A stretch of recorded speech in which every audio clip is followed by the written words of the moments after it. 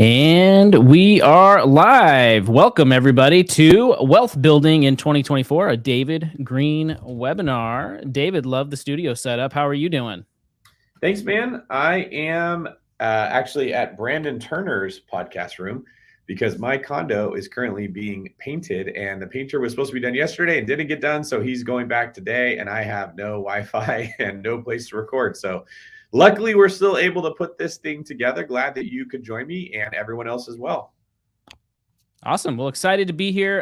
Just an FYI, it sounds like we're picking up your laptop mic. I don't know if that microphone you have is connected or not. So if you want to try to troubleshoot that. But welcome to everybody that is here. I see that we have about 135 people hanging out with us. My name is Kyle Renke. I am the COO of Mr. David Greene's Spartan League and help him with a lot of things real estate related. So great to meet those of you who don't know who I am. Let's see who we have here. If you could, do us a favor, drop in the comments where you are watching from this afternoon or evening, depending on where you are and what part of the world you're watching from. I see we have Chad from, looks like California. Great to have you here, Chad. Riza from the Bay Area. Great to have you as well. Ray's from California. So we got some West Coast people representing today. Jamie from Naples, Florida. Welcome. Chad from San Diego. We got Brett from Oregon. Andre from Miami. Amy, what's going on from Missouri? All right. We got a lot of people representing from all over. Welcome. Bangor, Maine, I see. Corey in Boston. We have Rob from San Antonio, Texas. Howdy. Great to see you. Edwin from Oakland. Your name looks familiar. I've seen you on the YouTube lives.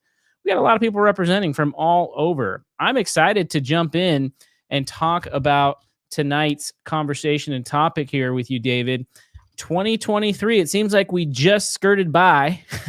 There was no official recession that happened, but there seems to be some uncertainty that's happened in 2023 and maybe some uncertainty going into 2024. This is that time of year where a lot of us start focusing on our goals and we think about the next year, and it just seems like things are up in the air with the economy and interest rates and the Federal Reserve and everything in between, and real estate investing and mortgage rates, what's happening there. So yeah, really excited to jump into tonight's conversation and hear from you and learn from you, David, about what you're going to be planning on focusing on. You're on mute, by the way.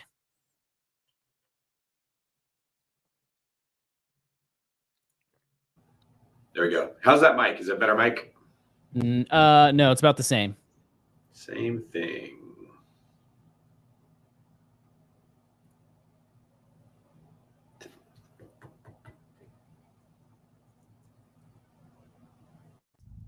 How does that sound? Does that sound the same way it did before? It sounds a little bit better, but it doesn't sound like the mic. Same thing here, or is it working now?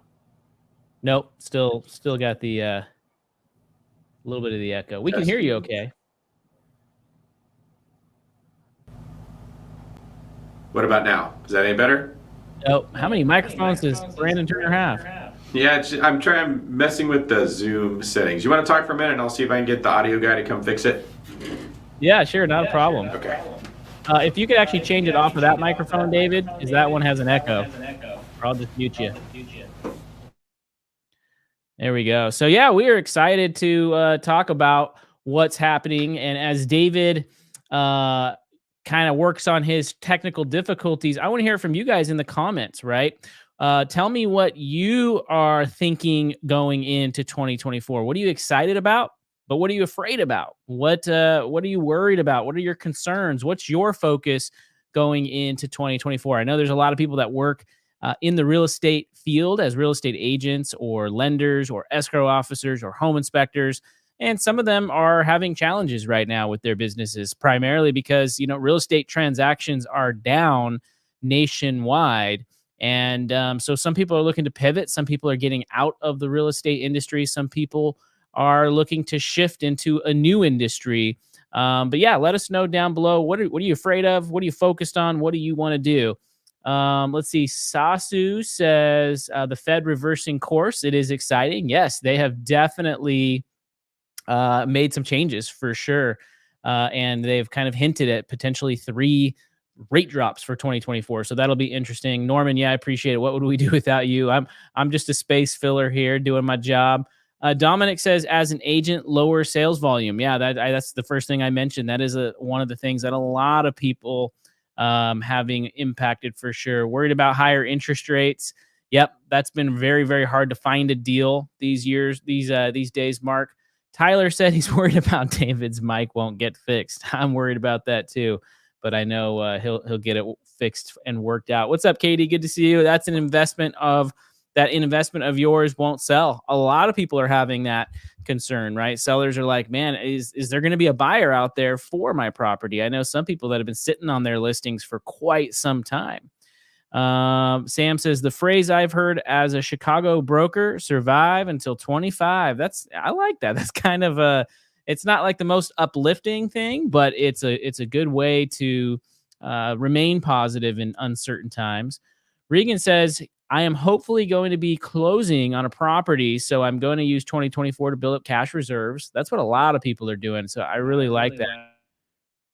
Let's see here. Rosalie, rates are dropping, but prices going up. Got to get your beach condo down the Jersey Shore and help your son buy his first investment property. Lisa asked, is that a snow globe behind me? It is. And it's one of those beautiful snow globes that has the red truck with the Christmas tree in it. Like, that is the iconic Christmas tradition, right? You have to have the red truck with the beautiful Christmas tree. Joey says, excited for rate drops. Afraid I might get priced out with prices going up on a rocket. David, I'm going to mute you because I'm getting some feedback here. You're getting. Yeah. Go ahead and what do you sound like? I tried to take off the other mic and just speak to the laptop, but you're saying the laptop is giving feedback? Yeah, I can hear myself after I talk. Okay, what we can try is get rid of the camera, and then I can plug in a different mic. So it's still echoing? Yeah, but you can go ahead and talk, and What I can now? just. Is that better? That's good. There we go. Okay. Sorry. Looks like we're just going to have to use the laptop mic because Alex is busy working and I want to go bug him. I don't know. I just recorded a couple podcasts and it was working, but when we switch over to the other format, sometimes it doesn't continue. So let's do this, guys. As we're going through this webinar, why don't you email us your questions and your concerns about the market and your own personal wealth building? I think it's okay to acknowledge that most of us are worried about our ability to create wealth much more than we were a couple years ago, from what we got used to as far as making money at work, making money as an entrepreneur, making money in investments. A lot of that feels like it has grinded to a screeching halt. Yet at the same time, we continue to hear more and more influencers talking about how they're doing better than ever, which creates this shame, this feeling of like, well, if they're doing great and I'm not doing great, what's wrong with me? So we're going to be talking a little bit about if that's true, if things really are as good as people say, and how you can tell the difference, and what I recommend that you do going into 2024, what you should be paying attention to, what your approach should be financially to what's going on, and how really, honestly, just to set yourself up to not lose more than what you have. There's a lot of people right now that are losing money. It's not just that they're not making as much as they were. And so in a tough market, keeping what you have can be winning just as much as getting more. So let's start off with what's at the front of most people's minds, which is what we think the Fed's going to do in 2024. So if you haven't understood what happened with interest rates up to this point, the gist of it is we had too much inflation. Things were going too good. Prices of real estate were going up too much. Rents were going up too much. The price of food started to go up a lot. Everything got more expensive. And so the Fed stepped in and said, we need to stop this. They did that by raising interest rates, which I don't think is the best method. I think that they would have been much better off to pull money out of the supply of money, or to just accept that, like, we've already created this monster by printing the money. We're not going to do that anymore. But they didn't. They chose to go ahead and raise rates. And so what that did was what they thought was going to happen was housing prices were going to go down. Housing prices didn't go down. Neither did rents. For the most part, they just stayed steady, but cash flow went down. So they crippled the way that we as real estate investors have been trained to build our wealth. Is you accumulate cash flow, and then you can quit a job, or you can get a better job, or you can save that cash flow, whatever the case would be. You get freedom, right? Well, the freedom got squeezed right out of the economy. Now, if you own real estate, the good news is the value of your assets wasn't very likely to drop. But if you're trying to get new real estate, it's probably not going to go up a ton and you're probably not going to get cash flow. So what it made, it was very hard for people to get into the market that weren't already in it. Now, rates also were raised so high, which I don't think that the Fed anticipated either, that the people who owned real estate didn't want to put their asset on the market to sell it, because no one wants to sell at 3% to go take out a loan at 7% or 8%. So what they did was they took supply off of the market. By taking supply off the market, but demand staying strong, because where else are you going to put your money? They just created a stalemate with real estate investing. So a lot of people have been anticipating that rates are going to go down in 2024 because the prevailing logic is that the economy is doing better. We don't need to keep rates high to stop inflation because we don't see as much inflation happening. Kyle, are there any thoughts that you want to share on what you've been following as far as these rate adjustments in 2024 and the overall state of the economy? Yeah, I mean, the big thing we have to be aware of, we have to recognize is nobody has a crystal ball, not even the Fed, right? So they can hint at rate drops, but they can also hint at rate increases. And we even saw this last week, right? Last week, they said, yeah, we're going to be dropping it maybe 4 or 5 times. But then a day later, the Fed came out and said, actually, you know what? We're going to backpedal a little bit. We can't guarantee it, right? Because they don't want to create false confidence in the economy and people start making bad decisions investment wise. And so, and plus they don't want to have to, sort of swallow their words and their pride and have to admit that, the mission was accomplished too soon. Right. And so, just be aware of what you see and what you hear on a daily basis. It fluctuates, and really nobody has the crystal ball, not even the government, not even the people that are in charge of adjusting those rates. Inflation is really something very, very difficult to track and difficult to understand. And they can do their best, but there is no 100% guaranteed rule of how things are going to end up next year. Now, rates have already dropped some, which is kind of supporting these beliefs that rates are going to continue to drop, because as inflation has slowed, the Fed has then responded and mortgage rates have come down also. So now they're at 6% or a little bit lower, down from where they were, where they had hit 8%. Now, that doesn't mean they're going to stay down. It doesn't mean they're going to come down more. They could go up. But most of the recent forecasts that we're seeing believe that rates are going to drop down to somewhere around 5% in 2024. Now, to me, 5% is about the bare minimum of where they would go before you would start to see some of the homeowners that are locked into low rates putting their house on the market. So not everybody is at 3% or 3.25. There are some homeowners that are at 4%, 4.5%. And if you get down to 5%, that's just where you start to scratch the surface of some people being like, all right, I could sell my 4 and I could go at a 5. And you might see a little more inventory hit the market. And that's what we as real estate investors want to see. We want options. We don't want to have to be choosing properties that we don't like because there's nothing to choose from. I think if they get below 5, if they get into the 3s, definitely. And if they get into the mid or low 4s, certainly, you'll start to see more inventory hitting the market. But if it does get to 5%, that's just to where I think you could start to see things start to move. Now, that would happen over the course of 4 to 5 rate cuts in 2024. It's not like they're going to just slash rates all the way down to the bottom. At least that's not very likely to happen. While other institutions that predict these rate cuts, like Goldman Sachs or Barclays, they're thinking there may only be 2 rate increases in 2024. That wouldn't make it all the way down to 5%. So again, we don't know this for sure.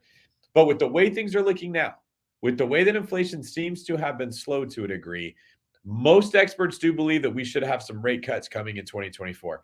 Now, that leads us into housing market projections for 2024. Because if you're a real estate investor, you want to know a couple things.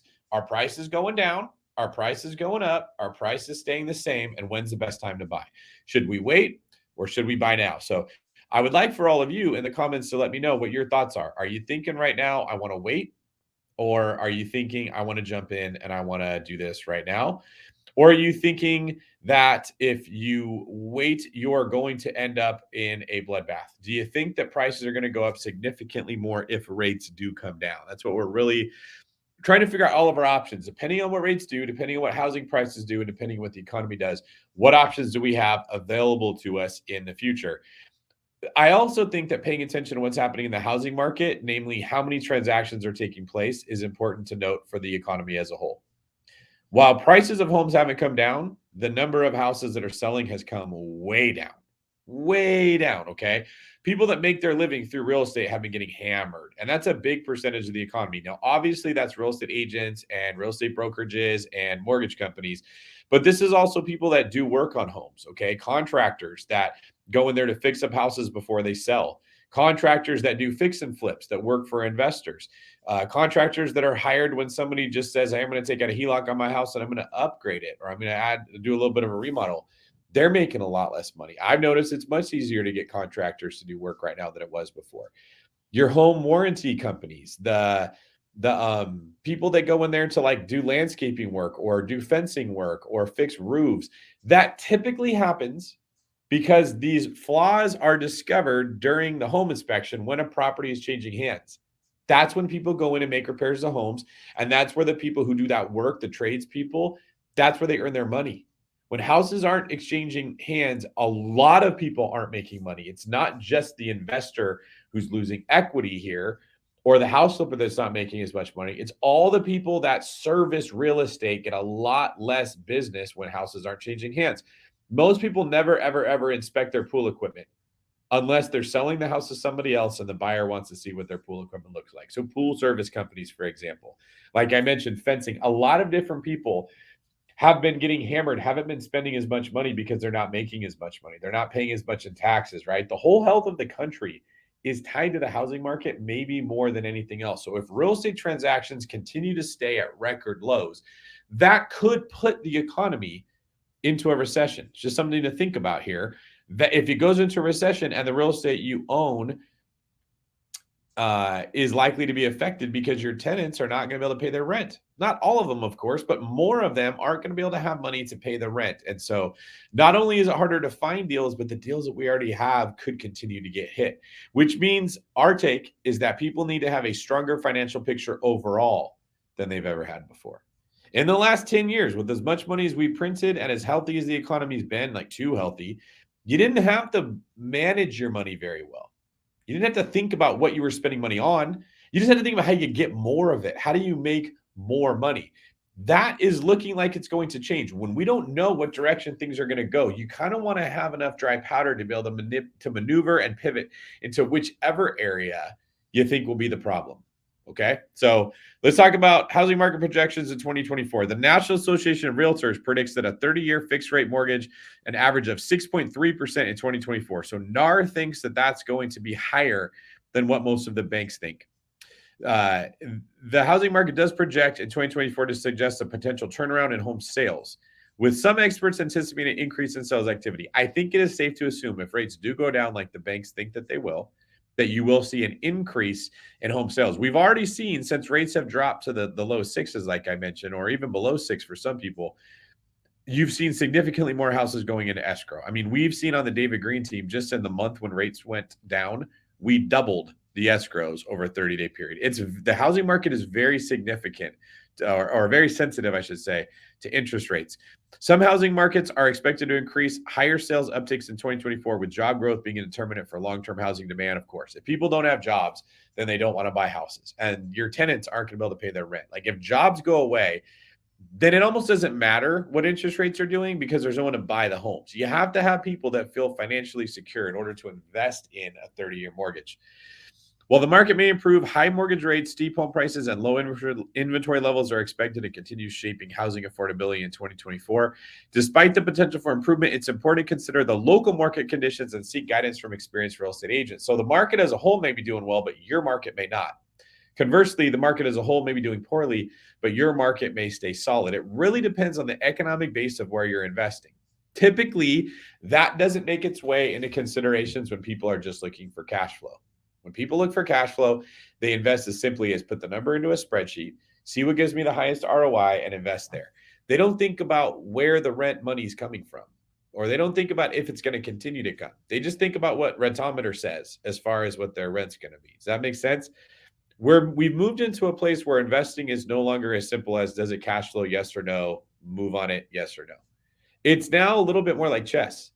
You have to be thinking about what's happening in different parts of the country, where jobs are moving, what economic conditions are like in the area where you're investing, and if people are going to continue to travel there to visit a short-term rental, or if people are going to continue to move there where rents are going to be going up. And if you're just looking at a calculator that you found on Bigger Pockets, that's great. But if that's all that you're using, you're basically just hoping that your real estate investing strategy works out. You need to be talking to a lot of other investors. You need to have access to other people that are investing in real estate themselves, that are doing market research, that are sharing what they found, because no one person can do it all. It can't happen. And oftentimes the people who look like they're doing it all are just getting their information from other people that put studies together, and you don't know where that information came from. Overall, the projections indicate a complex and evolving housing market in 2024, with factors such as mortgage rates, home prices, and inventory levels influencing the overall outlook. The tricky thing is we don't know where those things are going right now, because it could literally get significantly worse or it can immediately get better. There's sort of a ton of pressure in the housing market. There's a ton of pressure because there's a lot of demand, and then there's a lot of pressure because there's a lack of supply. And both of those are powerful. And because they're both pushing very hard, you just get a lot of tension, but nothing moving. If that demand slips a little or the supply goes up, you can see it move really far in either direction. Now, to add on to that, we've got this unemployment issue. Are we going to continue to have a strong housing market? Sorry, a strong labor market, or is that going to get worse? Are we going to see employers start laying people off? Are they going to have another round of stimulus meant to give businesses a tax break, or businesses are going to start laying a lot of people off? That also can cause it to slip, right? All that tension that's pushing at each other, it could slip in either direction, which means we can't tell you what 2024 is going to do. We can only help you be prepared that in 2024, you put yourself in a position that whichever direction it goes in, you can capitalize on that. Whether that means waiting longer for prices to go down, whether that means buying now and refinancing if rates do go down, or if that means waiting to invest in the market where there's not a lot of competition, so lower rates will give you more cash flow. But you don't want to wait to invest in a market with a lot of competition, because when lower rates happen, you're going to get more buyers. Then you're going to pay more for that same house. Does that make sense, Kyle? Yeah, I mean, that makes a lot of sense. And that's kind of the challenge of, I think, for a lot of people, right? And let me ask you this, David, because I still get asked this question every single day, right? A lot of people getting into the housing market, wanting to start investing, they're looking primarily for cash flow, and it's because they want to quit their job in the next, 4 or 5 years, and they want to live off the cash flow. That seemed like a reasonable endeavor 5, 6, 7 years ago. And it seems like it's becoming harder and harder. What do you say to the person that is seeking cash flow so that they can leave their W-2? I think a lot of, who doesn't want that, right?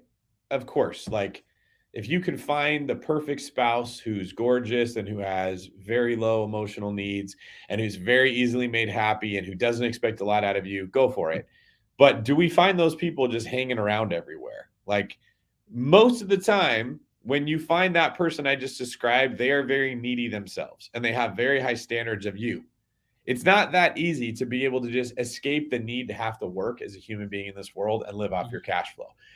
The only reason I think most people pursue that is they're told to pursue it. And they're told to pursue it by the people that are trying to sell them on a course or a group or a gimmick that makes them think that that's possible, because that's how they get your money. And they're going to tell you that they do it, or they know people that do it, or people in their group do it. I don't know where these people are because I don't bump into them. I simply don't. The people that I see that are traveling nomads that live off of the cash flow and quit the job and live life on their own terms, they're actually living off of the money from these courses. They're not living off the money from their real estate. So unless you're looking to be a hack and make money off of courses and travel the world doing that, you're not going to be able to quit your job. Okay. So even though it's unpopular, even though nobody wants to go to a webinar where they're told to keep their job or get a better job, it's irresponsible, in my opinion, to share information with you that would lead you to believe that if you join my group or if you buy my kind of real estate, you can quit your job and live off the cash flow. Okay. Kyle, you've seen my portfolio. There has been a massive drop in the short-term rental income that came from properties that I own when the market shifted. When we saw a lot of economic fear come into the country as a whole, people stopped traveling, right? I've seen a lot of my tenants that have said, I can't agree to rent increases because I don't know if my job is stable. And they've even said, like, we may need to move, just heads up. We may have to break our lease because I don't know if I'm able to keep my job. Okay. If you needed that income to live off of, and you had to satisfy your debt payments on that property, How on earth are you going to do that when the rent revenues stop coming in? It's hard enough to support the real estate that you own when you're working and the tenant stops paying.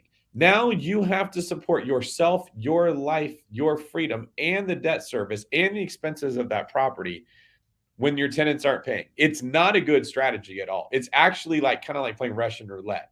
You're gambling your future for the sake of not having to work today. And I don't think most people would ever do this if not for the fact that they're sold that it's an option. It's not a realistic option for hardly anybody.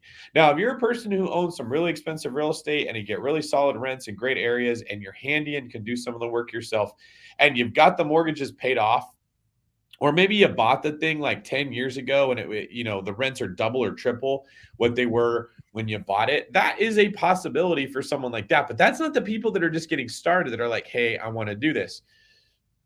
Hey, So David, my overall suggestion can is you hear to me? stop. What's that, Kyle? Can you hear me? Yeah. Looks like some people are having some connection issues. I can hear you. You can hear me. So I'm not quite sure what's going on. If we want to maybe try restarting our browsers or something. Yeah, that's weird. You're right. Do you think it's an issue with the streaming platform? It has to be. Yeah. Yeah. Everybody else. Interesting. So people are saying if they refresh their page, it works. Yeah, we crashed the servers, man. It was just too good. Like the information was too good. All the conspiracy theorists wanted to shut you down, man. Well, if you guys are just now returning, I'm sorry you missed it. We were just explaining the secret of how you can quit your job and live off the cash flow of real estate for little to no money down with very little risk and almost no commitment and definitely no hard work. You're going to have to join the next webinar where we're going to share that again, and that's going to have a $50,000 entry fee. Yeah, man, you had the secret. You let it out, and everybody missed it. So sorry, you guys. We apologize for that. Well, we're glad that everybody's back here. I realize that a lot of what I just said, many of you may have missed. So I'll see if I can recap it. Basically, the gist is that cash flow was never meant to sustain your lifestyle, your freedom, your convenience, and the debt service of the property. In general, there's so much demand for real estate that if you get property that will break even, you've come out ahead of most people. Very little real estate today is breaking even. And even if you bought it 5 years ago, you always think you're making cash flow and one thing breaks and it sets you back a ton. Okay. The cash flow is not something that sustains people, even though it's sold. It's usually the appreciation of the property where people make their money. That's what I see. Okay. If you have a new roof, you got to put on a property and it costs you 20 grand to do it. That's years of cash flow, but that could be just a tiny percentage of the appreciation that you got in 1 year.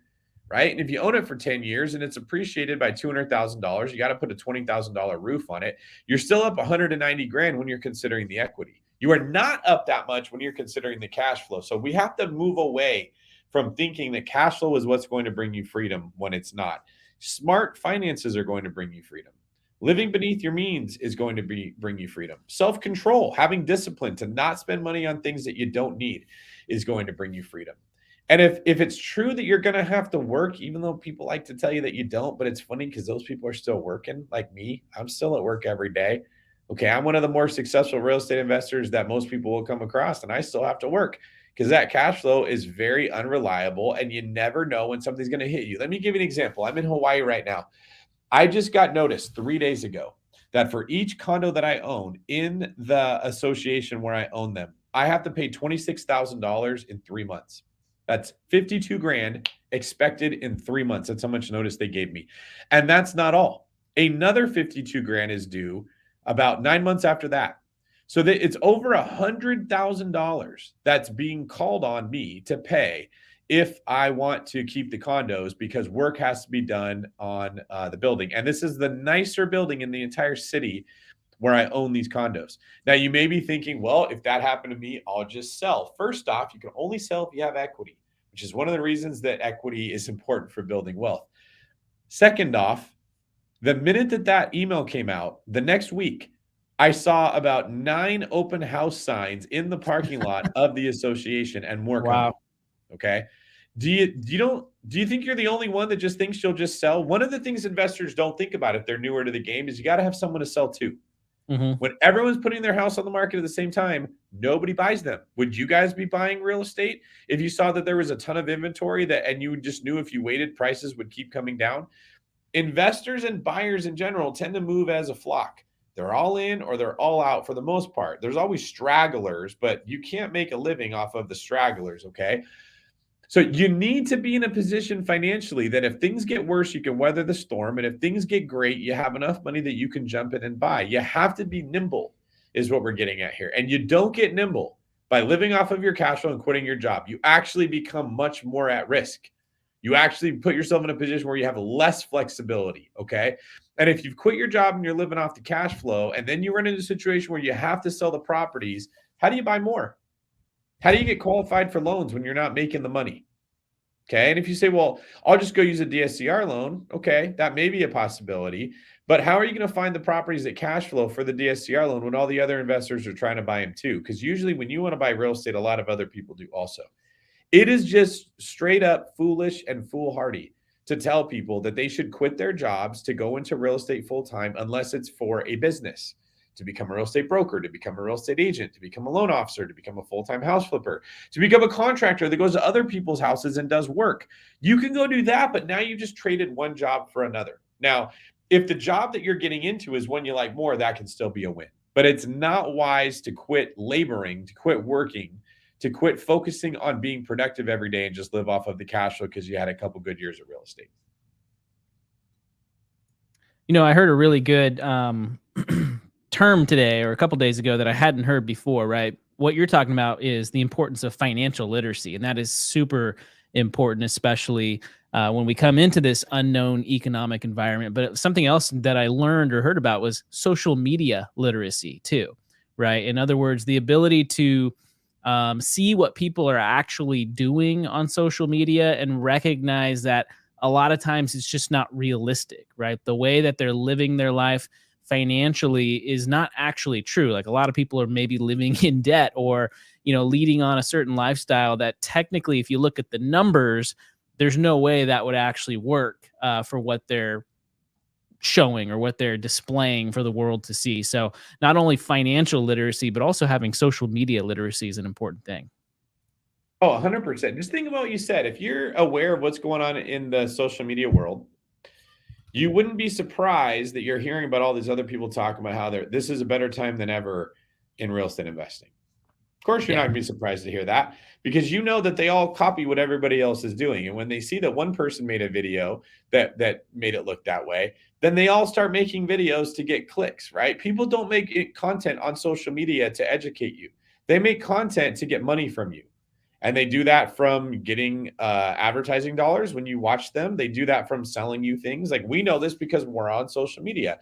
And I don't have the biggest Instagram following. I don't have the biggest YouTube following. There are people that you've never heard of that have way more YouTube followers than me. And that's because we've chosen to just tell people the truth. And no one's going to be as excited about hearing the truth, which is boring stuff, but it's what works.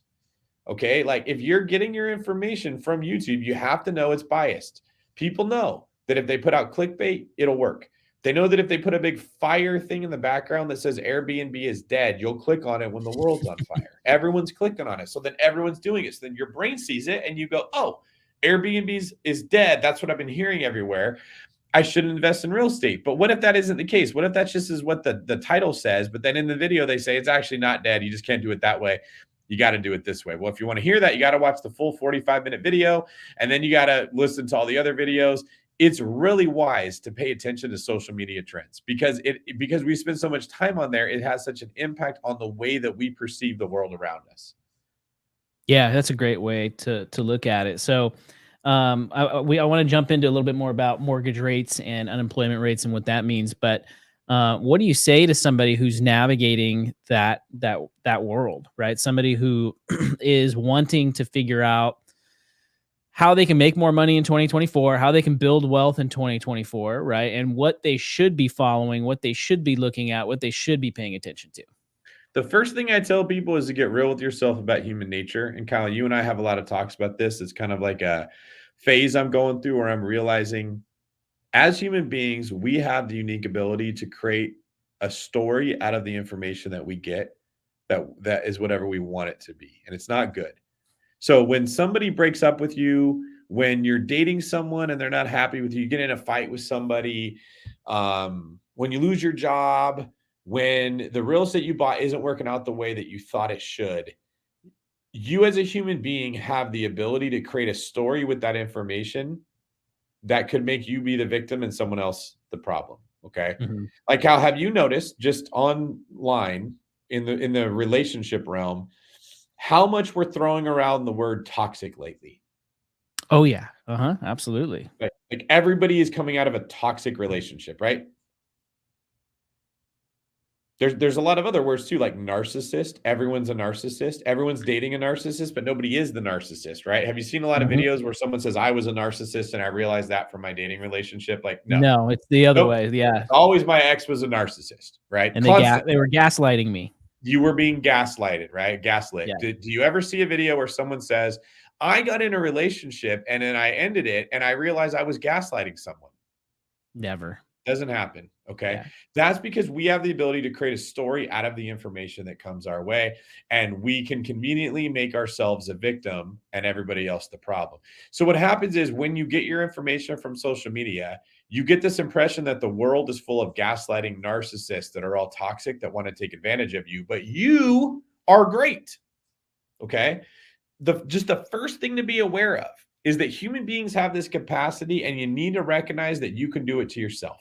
Yeah. It is very easy to create a story where you are a victim and everybody else is coming against you and you have nothing to do with the result that you're getting, even when you get the same result for multiple people, right? Like when I was a kid, I remember that was the phrase in dating is they're like, well, what's the common denominator in all your relationships that don't work out? But it just never really picked up traction as much as saying everything is bad with everyone else. The same is true for, I believe your question was like, what can you do with the information that's coming your way on social media?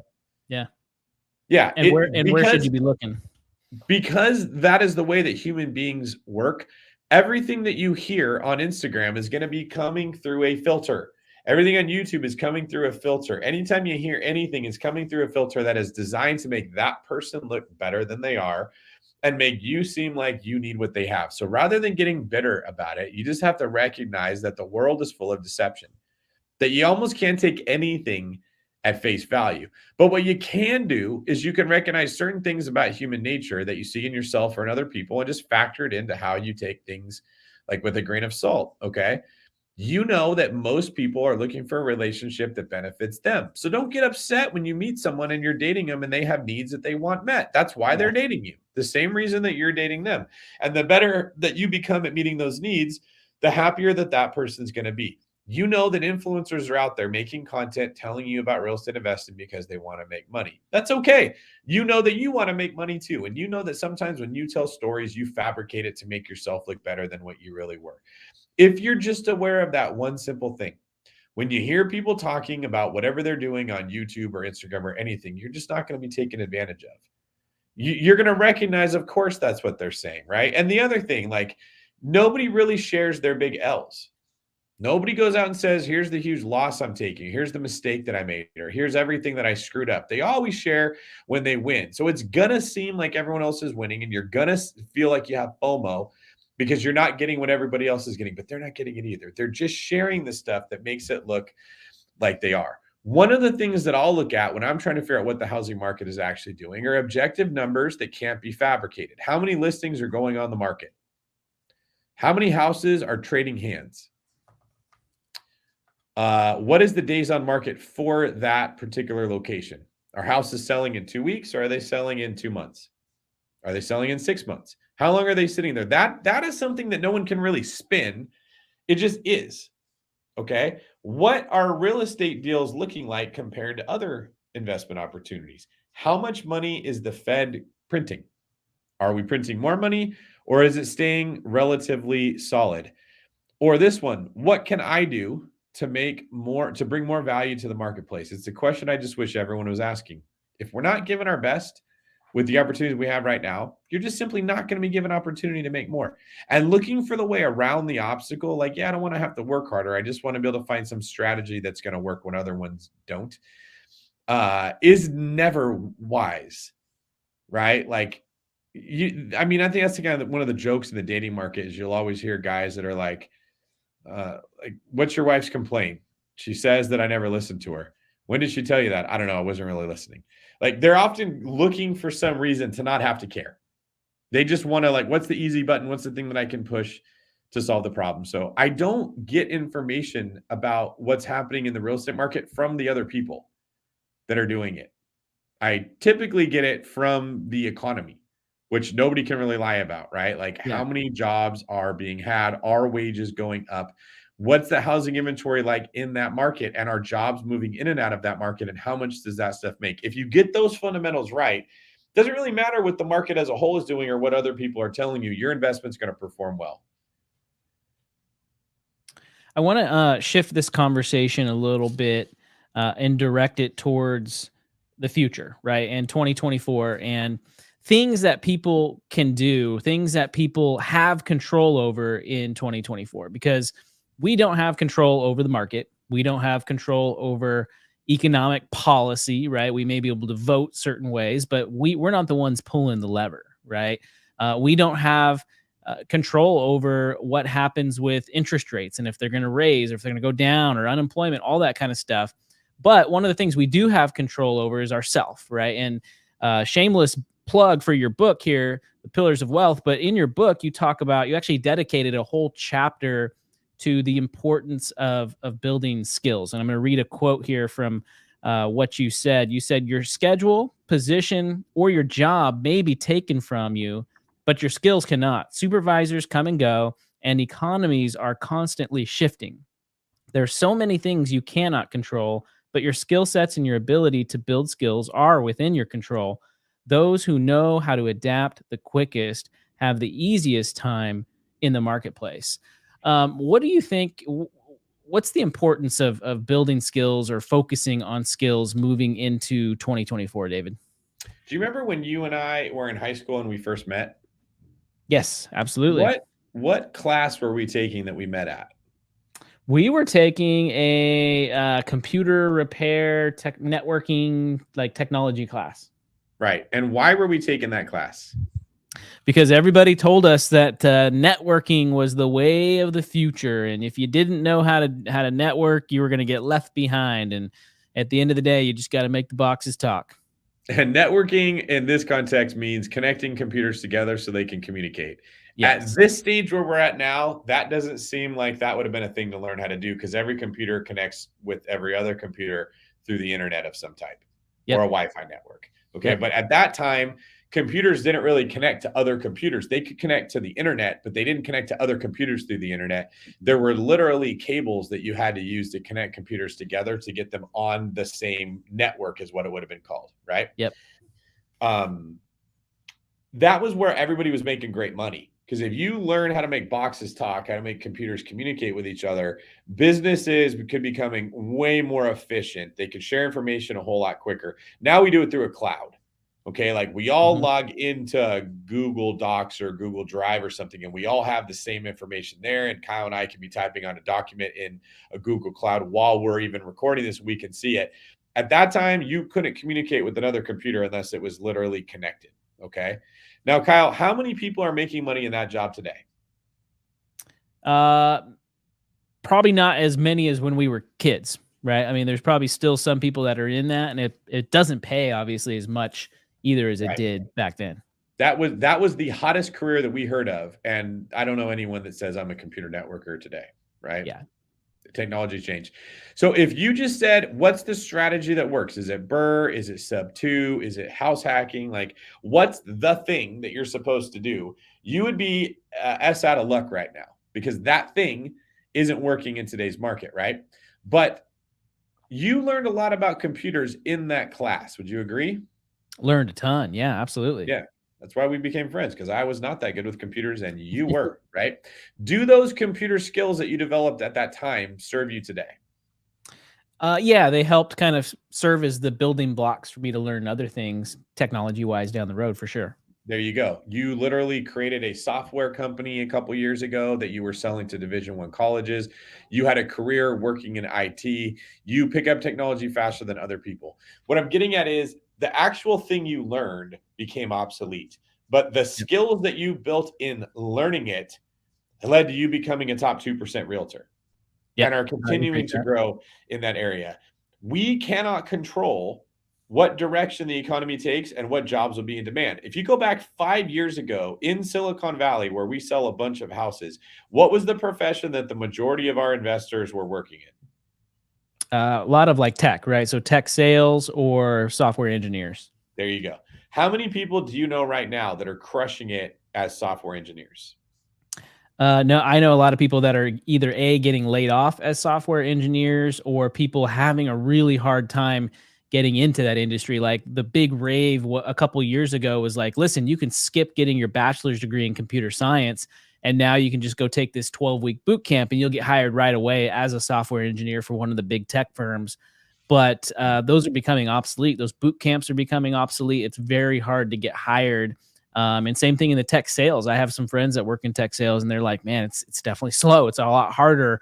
I don't think I'm going to get my bonus this year. I'm definitely not on track to do what I did in the last couple of years." Yeah, that's exactly right. And we're talking about a 3-year period where we saw a huge change. Now, what disrupted that industry to where those were the best jobs to have? 3 years later, there almost are no jobs there. I would say AI and the economy. There you go. Could any of those software engineers control AI or control the economy? No, it's out of their control. That's it. Now, how many of them did we know that were also, they didn't work that hard? They did not have great work ethics. Maybe they were working for 2 to 3 different jobs remotely at a time and collecting several paychecks because no one was paying attention. Wasn't that pretty trendy? Yeah, for sure. Which is only possible to happen when the economy is going so fast that companies have to hire so quickly and they can't put management or systems in place to see what people are doing. There was a short-term hack that did work where people made a lot of money, but it did not last. And right now they've all been exposed and they're getting laid off or they can't get jobs at all. Okay. The point is that profession, that career was taken away when it seemed like the safest, smartest one to have. But the skills that were developed in learning how to code were not taken away. The neural pathways that your brain makes in recognizing patterns, in learning a new language, and understanding how that stuff works make you stronger, better, more useful in your next job. You transition and pivot into something better. Adapt is the word that I used in the book, than other people do when you're always learning new things. When you're like, I just learned my thing and that's all I want to do, you're guaranteed to get left behind. And that's why I talk about it in pillars. When you're like, I had a job, I quit my job, now all I do is this, I just live off cash flow. You're not learning new stuff. You're stuck. You're not getting better when everybody else is getting better, okay? And the assumption is the world is standing still, so it's okay if you stand still. The assumption is you're on the stairs, and if you're not walking up the stairs, you're just not gaining wealth, but you're not losing it. But in pillars, I talk about how you're actually on an escalator that's going down. And going up is what you have to do just to stay breaking even. If you want to get higher, you have to run instead of walk. It actually takes massive effort to stay ahead in today's market. Now, many people probably won't agree with it, or they just don't understand that perspective because they think that they've gotten wealthier, but they haven't. Inflation has just made their assets worth more. They've just gotten raises every single year, but inflation has not kept pace. Sorry, wage increases have not kept pace with inflation. Food is up like 15% from where it was a couple years ago, maybe 25%, right? Where the average person gets a 5% raise and thinks that they're making more money. You're not making more money if everything is becoming more expensive. You're actually falling behind. Continuing to grow in your skills to become a valuable member of the workplace in a capitalist environment is the only way you stay in the game long enough to build wealth. Trying to get out of the game. I lifted the weights, I got in shape, and now I don't want to work out anymore. I'm already buff. How well does that last? If you're not always working out, the muscles go away. The same thing happens mentally. The same thing will happen with your wealth. A lot of people that have acted like, hey, they got the game on easy mode, they built their wealth and they're just cruising, are now jumping back into the market and they're coming up with some new thing to sell you or some new thing that they're into, some new trend that they're jumping on because their wealth went away. I don't want to see more people have that same problem. Okay, it is a bigger problem than what people think. Now, if you didn't have all the gurus telling you it's an option to just work really hard and then quit and never do it again, you never would naturally come to the conclusion that you should get a couple houses and quit life or quit work and live life on your terms. Okay. Like Mhm. just go back 1,500 years ago, Kyle. Were there people 1,500 years ago, you think, talking about I want to live life on my terms? No, man, they were just trying to survive. Like, what am I gonna Yeah. eat today? Yeah. When your boss was like, I need you to go shoe those horses. And if you put the horseshoe in wrong and the horse is crippled, like they lose a whole horse, the stakes were very high that you don't screw up. Yeah. You weren't sitting there saying, I want to live life on my terms. You were saying, I'm just glad I have a job and I don't want to screw it up. So you paid a lot of attention to what you were doing. Okay. I don't want us to go back to that. I just want us to recognize that's the natural way the world has always been. And it is only recently that we've been sold this delusion that we don't have to play that game, that you don't have to be productive, right? And this is coming from my own experience. I built very big businesses. The David Greene team at one point had 50 houses in escrow, more than that, routinely was closing over 40 every single month. Okay. It doesn't last if you stop paying attention to it. Nothing does. When you take your eyes off of anything, it all starts to dissolve. When you just turn it over to your employees, it starts to dissolve. When you just turn it over to your tenants, does your house come back better? Usually not. Usually No. comes back to you a lot worse. That is a rhythm of how life works. And if you want to get ahead, it is consistent, stable, intense effort that's going to get you there. As we get older, Kyle, do you find that working out becomes easier or harder? Well, it's definitely harder because your body's getting older. So Yes. it's definitely not easy. It's harder. And if we miss time, is it easier or harder to get back into it? Yeah, the rebound is really hard. You There you don't just go. bounce back like you did when you were 20. That's it. When you were 20, it was forgiving, right? I could put on Mhm. 5 pounds and I could lose it in like a weekend of just running a lot. Yep. It's not like that when you hit 40, and it gets progressively harder. I have to work harder to stay at the same point I was at. And if I want to get ahead, I have to work really, really hard. It is consistent, stable, intense effort. Wealth building is not any different. Okay. And if we had that perspective, there's other people that want to take my job because there are. My boss would love to fire me and replace me with AI if they could, because they do. There's other investors that want to buy these assets. There's other people that want to take the thing that I have. We would have a very different approach to wealth building. So that's what we're talking about, right? And Spartan League embraces that. We know there are enemies that want to steal our wealth. Inflation is one of them. Unscrupulous people are one of them. At the position I'm at, I'm a big enough target. I've had tons of people that have tried to rip me off over the years, and many of them have succeeded at it. There is a Mhm. lot of negativity out there, but you don't hear that on Instagram. Nobody wants to get up there and shake and say, hey, somebody ripped me off, so now I can be a target of a bunch of other people coming to do it. You need to be surrounding yourself with people that will help protect you. You need to be surrounding yourself with the information that you need about what's going on in the economy.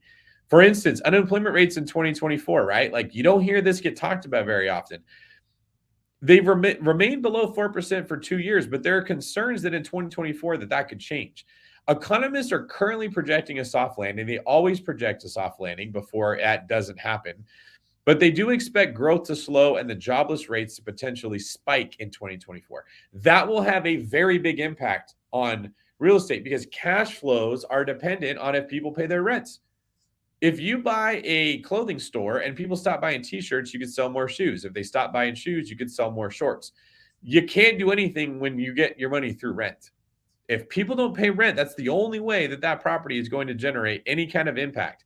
The manufacturing sector is projected to experience the largest employment loss with a projected loss of 814,000 jobs from 2014 to 2024. The Labor Department projects that solar, geothermal, and wind power generation will be the three fastest growing industries in the economy over the coming years. How many people are thinking about that and where jobs might be moving there when they're making their investing decisions?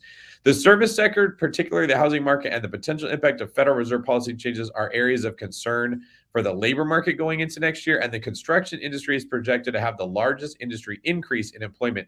But the addition of jobs in publicly financed construction categories may mask more substantial weakness in private segments, which are most affected by slowing economic growth and deteriorating confidence. Overall outlook for 2024 is mixed with potential shifts in the economy and varying projections for different industries. One thing is for sure, I think we can all agree on this. Wherever jobs are now is not where they're going to be tomorrow. Software engineering and tech sales were the two biggest, highest paying jobs in the Bay Area, which was one of the, maybe in the entire country, paid the highest wages of anywhere where I lived. Not the case right now. Tons of those jobs are moving into other areas where they can pay people way less money, somewhere in the South or in the Midwest, or they just don't need those jobs at all. As AI continues to improve, it's going to get rid of a ton of the tech jobs, which are where a lot of the wealth has come from for people that were able to make a lot of money while working. Kyle, have you noticed that there is a big shift from what the younger generation wants to do in work? Not many of them want to do trade labor, skilled labor, any form of labor. Most of them want to be what? Influencers. Yes. Yeah. They all want to be making money off of TikTok and Instagram and everything else. And if it is presented as a viable option to them, they're going to take it. And if they only see the people that blow up and explode and not all the people that are still living with their parents 30 years later, they're not going to understand that it's a really big risk that they're taking. Also, when it comes to influencers, occasionally you do see somebody succeed. But can you tell me who the biggest influencers were in the real estate space 6 years ago? Just no, not like, probably just you and Brandon Turner and Josh Dorkin. Yeah, Josh is no longer making content anymore. Brandon is no longer on the podcast. And now I have like 7 or 8 other bigger pockets hosts, maybe more than that are all sharing the limelight, right? Who was the biggest influencer on YouTube 6 years ago? Just in general? Yeah. PewDiePie? Yeah, or hard to think about that. What's that? It's hard to think about it. You're is, like, yeah. I remember PewDiePie. Who before him? Who was the biggest person before that? Were people on YouTube? Right? Yeah. Now it's Mr. Beast. But you couldn't tell me 9 or 10 other ones that were around 4 years ago. It's constantly churning. Whoever's trending is the new person and they're everywhere. Then you've heard everything they have to say and now they're not being talked about, right? Like Andrew Tate about a year ago exploded. He was all over the place, everywhere. His name is still kind of getting tossed around, but you got a couple more years, and it's probably just like people will say, "Who's that?" Yeah, he's that old guy, right? Those people that want to be influencers, even when they make it, tend to have a couple years in the limelight, and then you just forget all about them. You're not paying attention to them at all. That's how fast the world that we are living in is changing, and that's why I put that in pillars. You need the ability to adapt. You have to fall in love with the process of becoming great. You have to love greatness. You have to seek greatness. You have to do everything the best that you can do it every single time. If you don't, you're going to get passed up. If you're hitting cruise control, the world's going to change and you're not going to change with it and you're going to get left behind. And if that makes you feel scared, I'm a little glad because I don't want you to be paralyzed with fear. But I do want a healthy level of fear present in everyone that's listening to this because that gets you off your butt. That's not a bad thing. If we're all thinking about in 2024, who's going to move the cheese and where's it going to be moved to? And how do I make sure that I get to that cheese faster? And how do I make sure that I manage my finances so that if incredible deals do pop up, if something breaks, I'm ready to move. And if incredible deals don't pop up, that I just keep on making and saving money and growing my skills because I'm waiting for the time when they do. You don't want to be ever put into a position where you're forced to sell when you don't want to sell, or you're forced to do something that you didn't want to do because of circumstances that are external. You always want to be doing it because you think it's the right decision to make. And most people are not going to tell you that. I don't know any way to accomplish it without taking a 3-pillared approach. You have to be good at saving money. That means you decide what you spend your money on, and you don't spend money on things that you don't need, period. Okay? You don't spend money to feel better about yourself when you're bummed out. You don't throw money around casually. You don't go out to eat just because. You don't make up for lack of your character by just throwing money at problems. You have to be able to make money. You have to be able to work good at your job, keep your job when other people are getting laid off, survive through economic recessions, make more money than other people do when the markets are good, and keep your job when people get laid off. Then you have to make wise long-term investments where you're not going to have these wild up and down swings. One thing I want to ask you about, David, building skills is important. And also in your book, you lay out I think it's like 12 or 13 success principles, right? And one of those principles you talk about is the importance of building momentum. I'm going to read the excerpt of what you say. You say the hardest part of your journey to wealth is at the beginning, like with everything else in life, whether it's working out, starting that new job, changing your eating habits, the first steps are front loaded with difficulty. With time and consistency, it gets much, much easier As you build your wealth momentum, you'll enjoy the step you're on a bit more than the last. And if it gets easier, and if it gets a bit easier and faster, focus on building momentum, not achieving immediate results.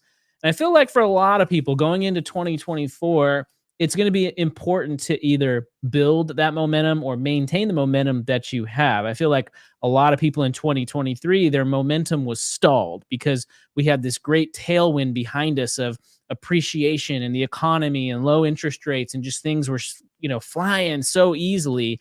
And a lot of people maybe come to a slow point and they're feeling like they need to build momentum again.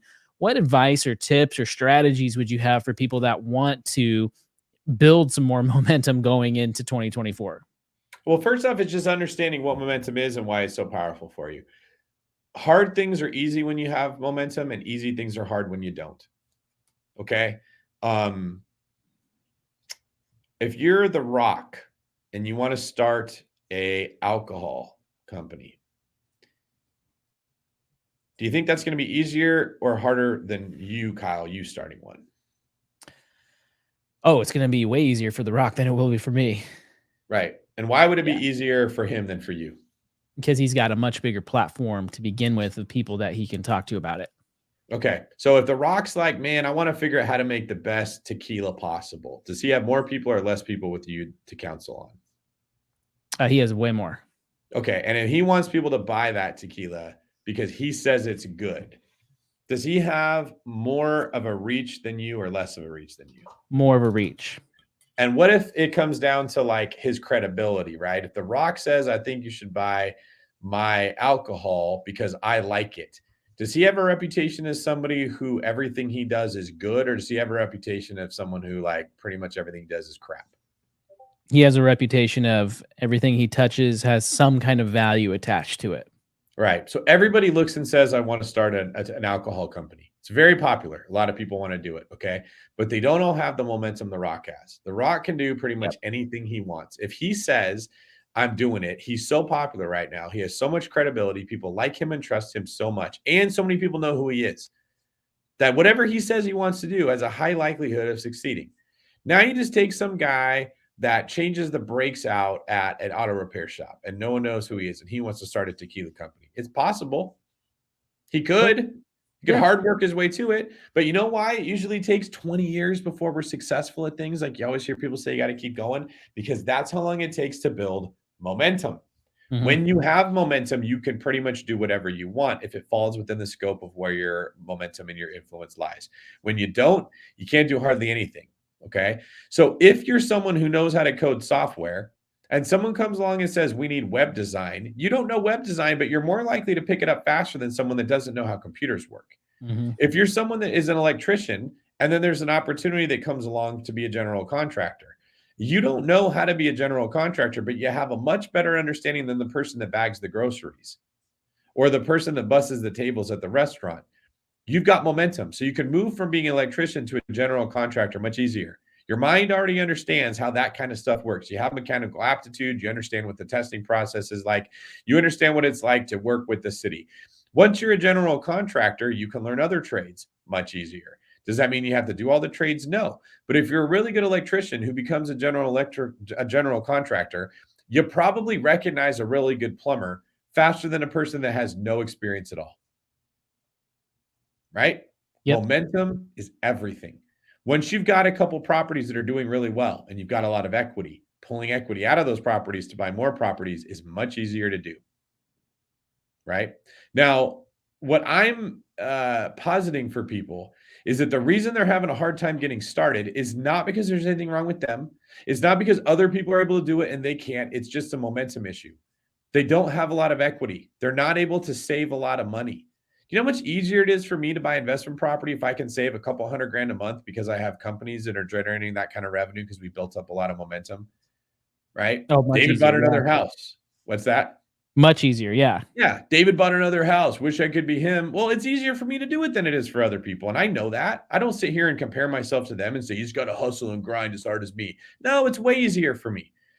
Now, and when you're some of the other influencers that you see, they have the best deals coming along to them because they're part of a group where other people are cold calling and they're hunting to find these deals and they're bringing them the best ones. And then they show you that. Building momentum makes all of life easier. When you're in good shape, staying at the gym for an hour and a half and burning a lot of calories isn't that hard. When you're in terrible shape, staying in the gym for more than 20 minutes is hard. You burn like 80 calories and you're like, I'm gassed out. I can't do anything. I can't just keep doing this anymore because you're not in shape. But when you're in shape, you could burn 700 or 800 calories by continuing to go all the time. So it's easier to stay in shape when you're fit. It's harder to get in shape when you're not fit, right? Now, you still have to do things, but it doesn't take as much effort to maintain what you had. And wealth works the same way.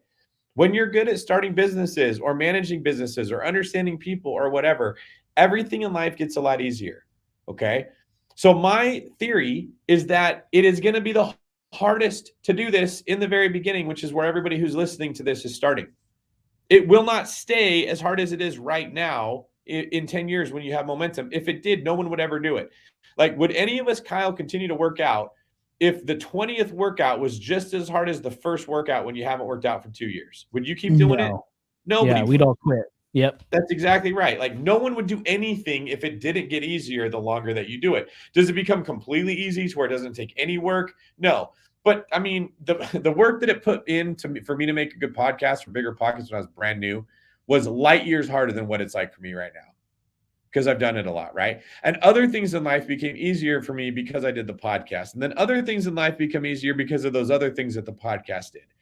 It's all about building momentum. So as you're listening to this right now and you're trying to figure out 2024, stop trying to figure out what the market's going to do. Stop trying to figure out what interest rates are going to do. Stop taking the clickbait when people come along and say, well, I'm going to tell you what interest rates are going to do. They're just going to share information with you and then put a spin on it that makes you feel like you're either empowered or not empowered because they want to create a delusion. Everyone's trying to create a story in your minds. Stop trying to figure out who the president's going to be. Stop trying to figure out if prices are going to go up or down.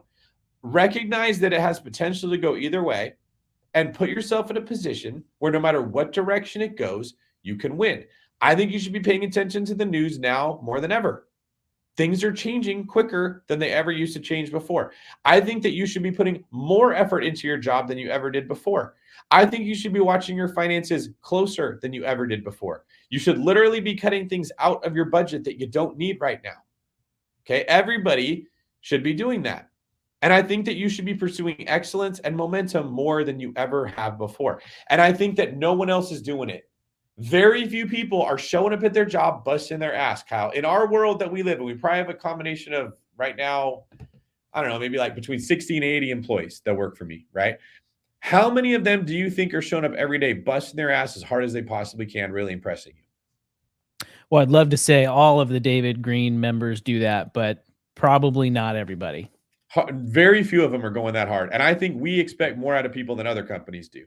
Okay. Yeah. How often do you go to a restaurant or a store or a place of business or hire someone to do something for you and they really impress you with the level of effort they put into it? Ooh, that's dropped a lot recently. I rarely see that these days. Most of the time we're frustrated because the level of effort you get for someone is less than what you want. Okay. If I'm just being honest, I was supposed to have a place painted yesterday, and the company who sent the painter is really hooking me up. So this is not throwing shade at them, okay? But the painter themselves is moving about as fast as a turtle wading through molasses. They're not giving their best effort. They're moving at a pace that is comfortable for them, which meant that I didn't get to work in the condo all day yesterday, which meant that I almost missed recording everything I had today. It had a significant impact on my life because they weren't working very hard. But what can you do? Because just to find a person that was willing to paint at all in Hawaii is incredibly difficult. Nobody wants to work here. Our economy is kind of a Hawaii right now.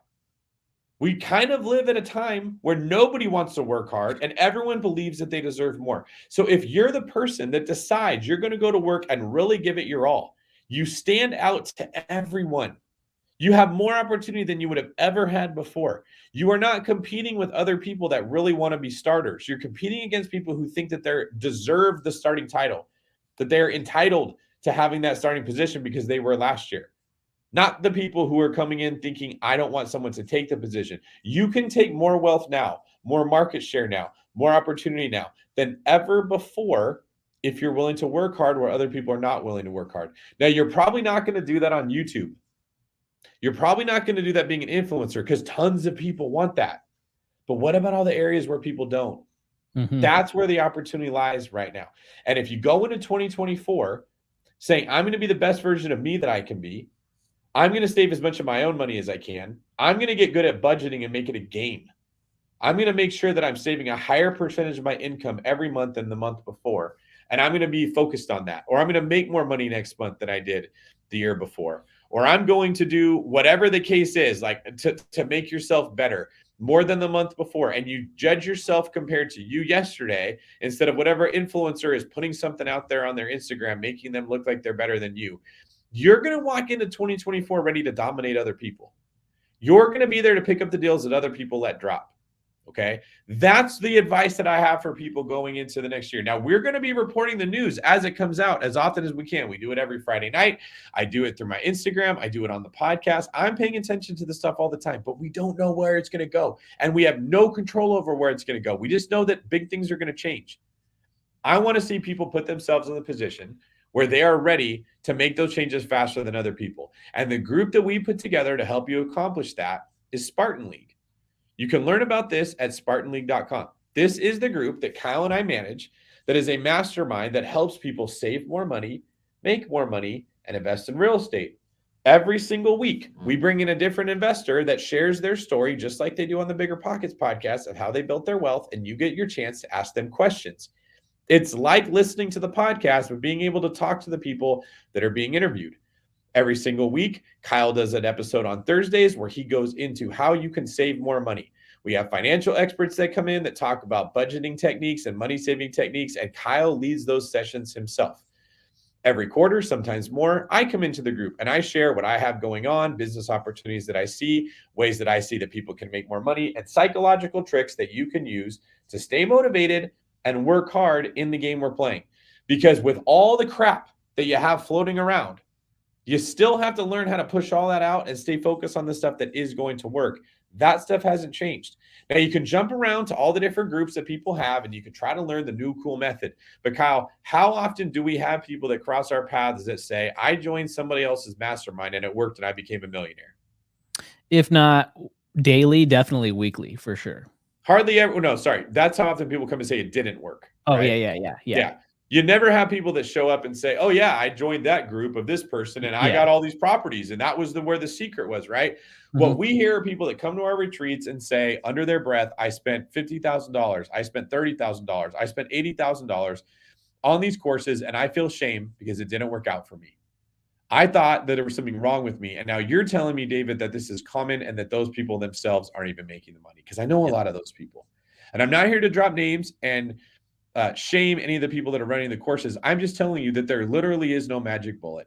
Or no silver bullet. There is no magic pill. There is no strategy or approach that's going to work that somebody knows that nobody else knows. The thing that's working is what I'm saying right now. It's the fundamentals. And the people who are doing the work that nobody else wants to do. And that's why we made the group. What we typically get are all the people that went out there and got shamed, trying really hard and losing a bunch of money at other people's groups that then come join our group and say, I got a raise because of the stuff that I learned here. I made more money now than what I did before because of the stuff I learned here. I took more listings, or I started another business, or I grew my database, or I started a side hustle. Things that are actually improving their income by 20, 30, or even 40% sometimes because they put these principles into play. And then they kept more of the money and then they just invested it wisely. Right? That's what I believe in. It's why I wrote the book, Pillars of Wealth. It's why I share the information that I do. And it's why I do my very best to sell you guys straight. Now, we would like more of you to join this group because it's where you're going to get the actual meat and potatoes of investing. Now, we have a link that you guys can join. And if you're going to join before the end of the week, we will waive your initiation fee and we'll also give you a swag package. Now, I think the Spartan League logo is pretty cool. If you see that little helmet guy on the top of the video here, that's the Spartan logo. Kyle, he's wearing a Spartan League shirt. Can you show off what that looks like? So when you join, you're going to get a t-shirt like that. You're going to get, what else do they get, Kyle? There's like there's a list of stuff, right? Get a notebook, like a couple pens, a little shot glass, some books from you, a lot of just really cool branded gear. swag right? stuff. And Yeah, how much yeah. is the initiation fee normally? That's usually like $300 or something like that. 250, $300. Yes, and that basically just covers the cost of all the swag that we're going to be sending out. Like I said, a notebook, a water thermos, a shot glass. There's like a figurine. There's the T-shirt. There's God, I really should have written all this stuff down, but I didn't expect that we were going to get here to this point. It's like a whole box of stuff you're going to get, as well as you get to be a helmet guy, just like Aaron Antis was saying, right? You get to join the Spartan League. You're going to get access to a Discord server with all of the other members in it that you have 24/7 access to, where all the members communicate, and Kyle and I communicate with the guests. You get access to the twice weekly recorded calls. So if you miss one, you get to listen to it later. You get access to me running questions by me. You get to run your deals by other members. You get to find out where other members are going to be investing in. You also get connected to my loan team or the real estate agents that we know in different areas. So we can get you pre-approved. We can get you help with the interest rate that you're trying to get, or loan products you may be having a hard time with. You'll get personalized attention when it comes to getting started. It's basically a way of putting yourself in a position where you will be around other Spartans that are on the same wealth building journey as you, that have taken a serious commitment to building wealth in 2024, and you're just tired of the BS. You're tired of being sold a dream that isn't going to happen. You're tired of being told that there's some secret special move that you can use in a fight that's going to disable 100% of your attackers that doesn't exist, because the person that wins is the person that trains the most. And you want actual real information and questions to answers about real estate investing. And you're not afraid to be told, no, that's a bad deal. If you want to go somewhere where people are going to say everything's great, this is not the group for you. If you want to go somewhere where you're going to get it straight, this is a thing for you. And we're prepared to offer everybody that signs up before the end of the weekend a waived initiation fee and a welcoming into the group. Now, normally, like, we were planning on doing about $10,000 a year for Spartan League, but we are trying as hard as we can to keep the prices lower. So right now, what is it, Kyle, every month? $349 a month. $349 a month. You just pay monthly right now. You don't have to put up a ton of money up front to be able to join the group. We do ask for a 1-year commitment, but it's kind of broken up into smaller segments there. And I see Carla here says, where do you get specific advice on investing scenarios you're considering? You do that through the Discord, or you bring it up on one of the weekly calls. So you'll have opportunities to do both. You'll be able to bring it up on the weekly calls. You'll also be able to post it in the Discord for people like me and Kyle and whoever else that are in the group. We have a lot of other experienced investors to look over those deals and tell you things that you may be missing. Members of our group have sold properties to each other. Members of our group have found off-market deals that they bought or that they offered to other people in the group, and most of them have become friends. So when we go to BPCon, if you see the people walking around in the Spartan League gear, that's all my crew. Whenever we put events together, you get discounts if we do a retreat and discounts if we put events. We're working on something in 2024 where we're going to go up to the Smoky Mountains.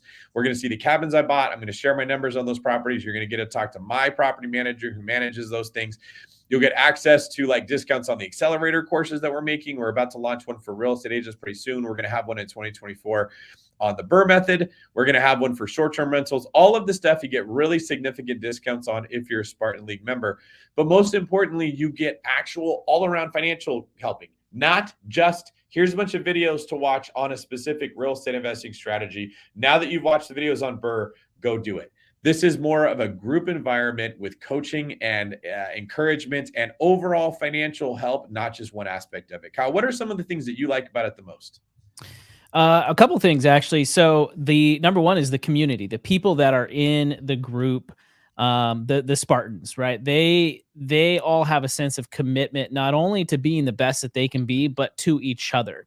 And we always make ourselves available to be able to help one another out. So that's one of the great things I love about this group. The other cool thing too, selfishly from our perspective, we've actually made some hires from this group, right? This is a great opportunity for people to get to know David, but David to get to know them. And if there's any kind of opportunity to work together in the future, we've actually hired people from the Spartan League to come work with David on his project. So it's the people, the community, and getting to know people, and just the information and knowledge that's shared, as well as the accountability from people in the group as well. Yeah, and in the future, we are going to have, and that's one of the reasons we haven't increased the price yet to where like most of the groups are, is we're going to have daily calls on different topics. So in 2024, in a couple months here, you're going to see a specific focus on short-term rental coaching. how you get an Airbnb set up, how you analyze properties, how you improve the properties. I'm spending a lot of time right now in my own portfolio, improving the specific properties so that I can make more money. And it's been really good, right? I have specific properties I can show. When it was being managed by third-party management, it made this much. Now it makes this much specifically from the changes that we made and managing it ourselves. Similar to what you see other people putting together, but for just way less money than from what most real estate investing groups are going to charge. Most of them are going to be somewhere between $10,000 to $20,000, and that's what you pay for like a year or 2 years or something, and all the money is owed up front as opposed to being able to splice it out over a period of time. I don't think we have a member that hasn't found ways to save out of their own budget more than what the group costs. So you're going to get access to a spreadsheet. We're going to track all of your own expenses. You're going to get basically like guided through how to download apps on your phone to track where your spending is going. You're going to get coaching from Kyle on what to cut out of your budget that you don't need, that you don't even realize you're spending right now. We've had people that found out they had multiple gym memberships they were paying for that they didn't know, that had like cable that they were paying for that they didn't need. What are some of the other things, Kyle, that you've seen that people cut out of their budget that they didn't even need? Yeah, a lot of unnecessary subscriptions, just audits where people did not realize they were eating out so much and they were spending, $1,000 a month eating out. Just different types of things that they didn't know that they had, like on their rental properties as well, right? That they were paying for like these services that were coming up on a regular basis, and even had some people come up with like been able to save $1,000 a month just because they took the time to sit down, start budgeting, have the accountability, look at what they were doing, and easily paid for it in itself. And then we've had a lot of people get raises, right, because of the negotiation strategies and the things that we talk about, the mindset, the psychological hacks, all that stuff as well. Yeah, this is not a group for people that just want to learn how to invest in real estate, because that stuff is everywhere. I mean, you're going to get a ton of access to that, but this is a group for people that are committed to becoming a millionaire. That's what it is, right? Like, you want to make more money and you want someone to tell you what to say to your boss. You want to learn psychological, not like tricks, but information that will help you have more confidence in the way that you show up every day at work and bringing more value to your boss. You want to get more sales. You want to feel more bold. You don't want to be the person that shows up to the meeting and sits there looking at your shoes, wishing that you felt good, but not feeling good. Yeah. It's not a like, hey, this is the secret thing that works, because there isn't one, right? This is the like brass tacks. Like, if you want to get fit, you go hire a personal trainer that's going to put you on a diet and is going to make you work out hard. And that's how you're going to get fit. This is that for your finances. Not a thing to do if you're just someone who's like, well, I kind of was hoping that they would teach me how to, find an off-market deal. There's tons of that crap. People are going to charge you a lot of money for it. And then what you're going to end up doing is making a whole bunch of phone calls that are cold calls that you could have done without joining the group. Okay. This is for people that want to be a millionaire overall. Now, real estate investing is a very big piece of it. You're going to have to learn how to invest in real estate. And we have a huge chunk of this is that, because as everyone knows, that's a passion of mine. It's just not only that.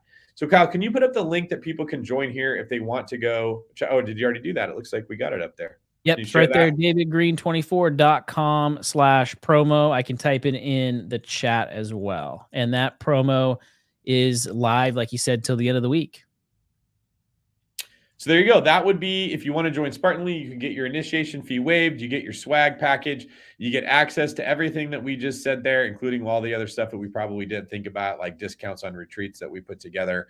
My friend showing up to talk to the group, access to me running your specific things by me. But most importantly, you're going to get a lot of coaching, a lot of guidance on how to control your own spending, how to control your own financing. If you don't have a budget right now, I promise you, $300 a month, $350 a month is coming out of your budget that you don't even realize. And it's been happening for years. Okay. Yeah. If you like join the group for 1 year and learn how to make more money and spend less money, and then you just got out of it, which very few people do. Most of them stick around for a long time.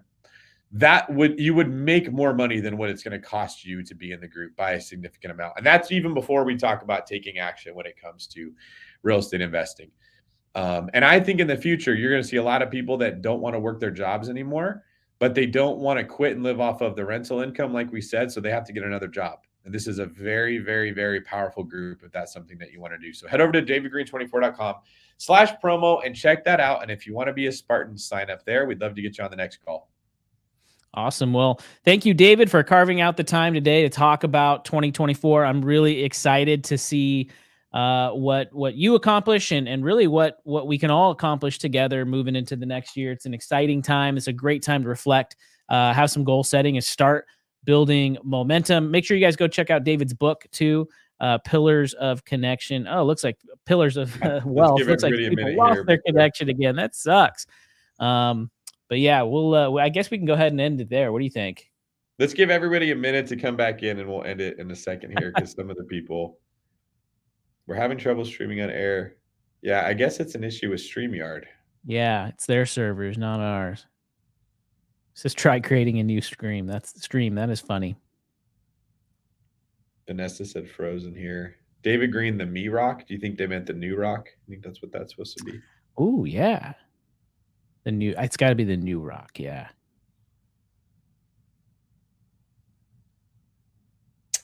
All right. Well, hopefully you guys have been able to get back in here. I realized that the serving platform went out. 2024 is coming, whether you are ready for it to be or not. You're either going to be a part of a group of other people that are going to help keep you safe and push forward and grow your wealth while protecting what you have, or you're going to be out there exposed on your own, trying to figure it out. So we would love to have you guys in the group. Check out davidgreen24.com/promo, and hopefully we see you there. Awesome. See you guys.